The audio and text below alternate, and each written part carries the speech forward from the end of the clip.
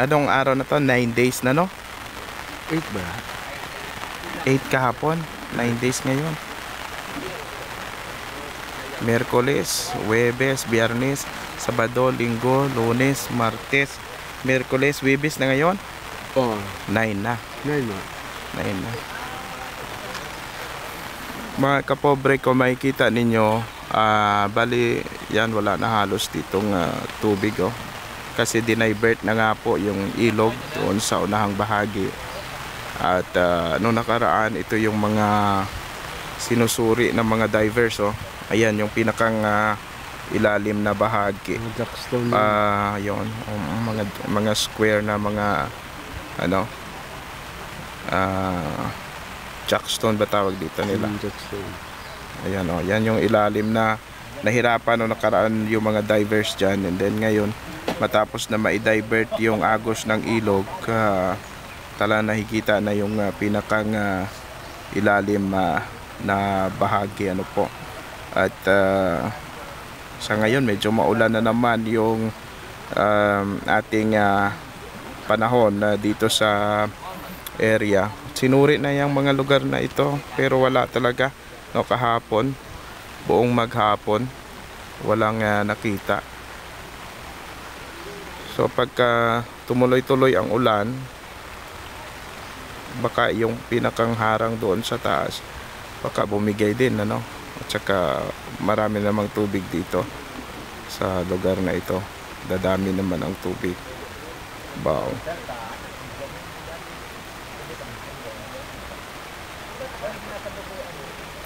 Okay lang ang isang bus.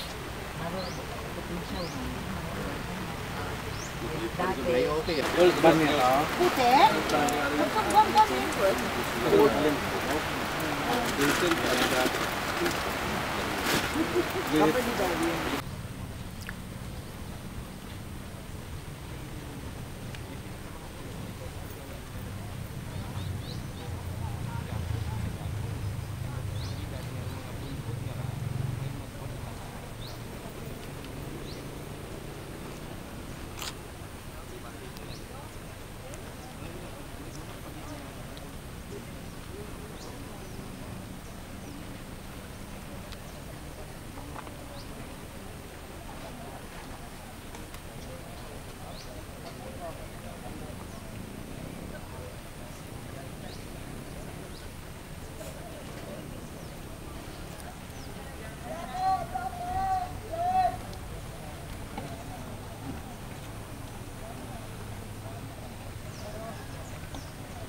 Stab ba lang? Kasi ito yung malarong to eh. Hindi naman na kontoy. May mga nabawon. Ako mga tao eh. Buhay.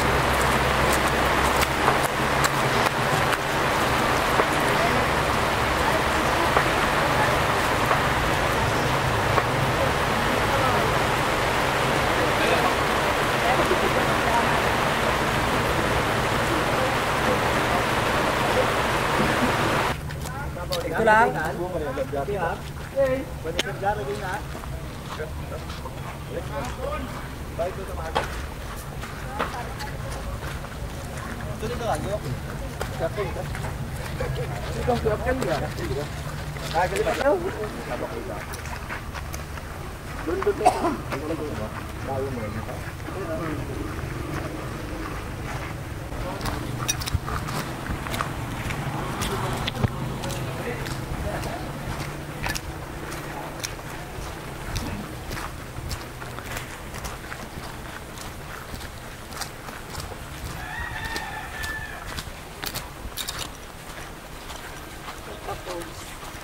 Hello po. Hello.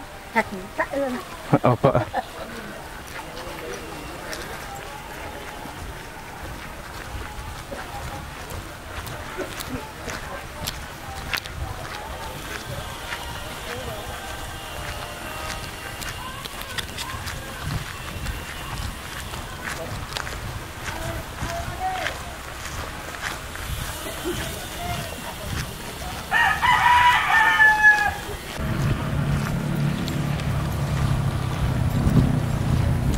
Dito siguro talaga yung lugar kung saan lumubog.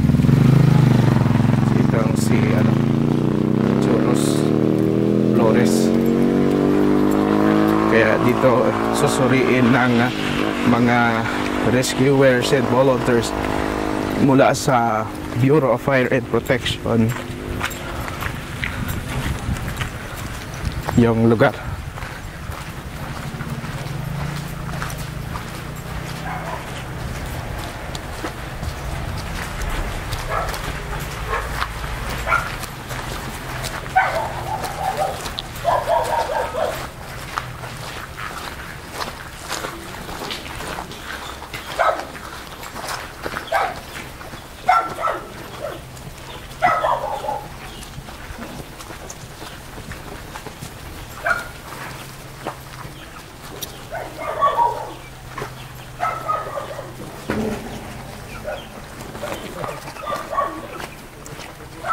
Eh.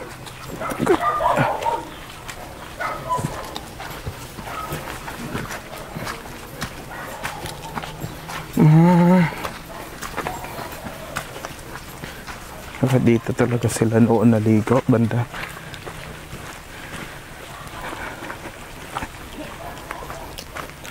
Dulas, umuulan pa.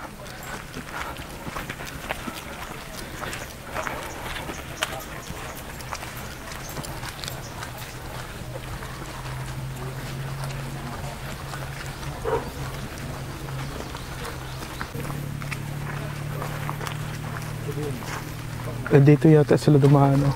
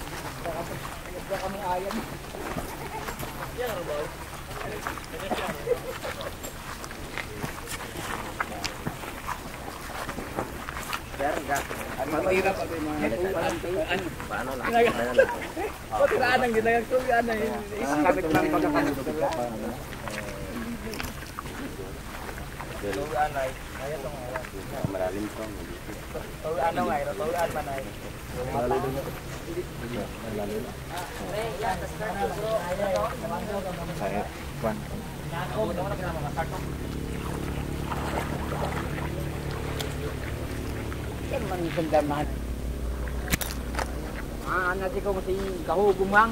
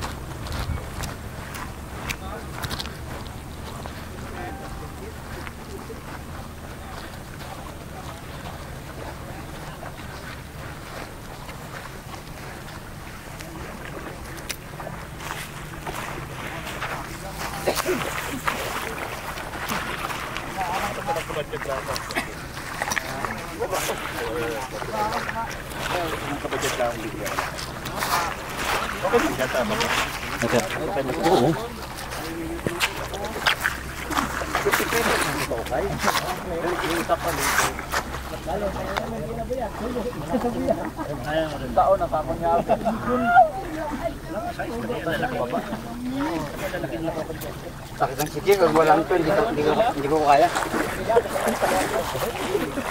Hindi na ako makaya kung walang ano. Yawa, saka. Tapos magkapo na. Magkapo. Dali ang kapat-kaman, kapong ano ro, pagkakundunan. Babaw sir. Babaw na sir. Babaw pang gali. Babaw pang gali sir. Probutan. Babaw, iya, pidihan ka. Babaw. Babaw ko dala. Salamat ang gabayan. Gabay din. Apa mo gamit ka? Diyan lang ako. Salamat sir. Mo dagom. Di kan sir may jacket. Sa kagundang. Wala. 1 half iya 1 half. Pero bayi na lang. 10 feet sir, mga 10 feet. 10. Serangan patagali. 10 feet. May higot ako. Ay, tama na, malinaw. Malinaw. Dito na. Dito. Ayun, dito ba?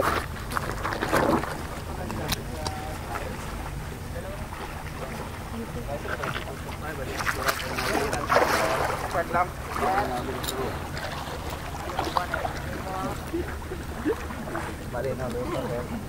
Para sino gari karaw.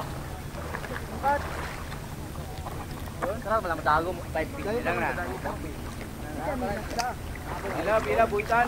Ikan. Tadi. Tara lang oy, yan tayo pila toy. Papo di ka tumanapaw raw.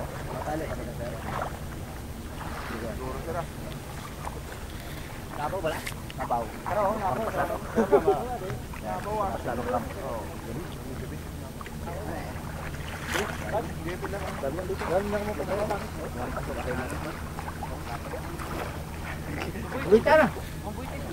Okay, mga kapobre, sumunod tayo ngayon sa rescue operation or search and retrieval operations ng mga otoridad. Ngayon ay ika-siyam na araw na ng pagkalunod ni Joros Flores, pero hanggang ngayon ay hindi pa rin ito natatagpuan.